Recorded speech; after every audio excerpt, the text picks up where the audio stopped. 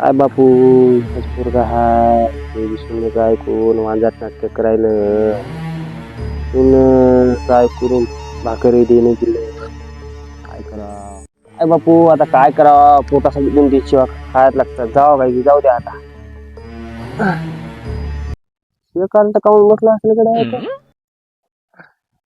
दुरून दिसायला जाऊ ए बाबा बापू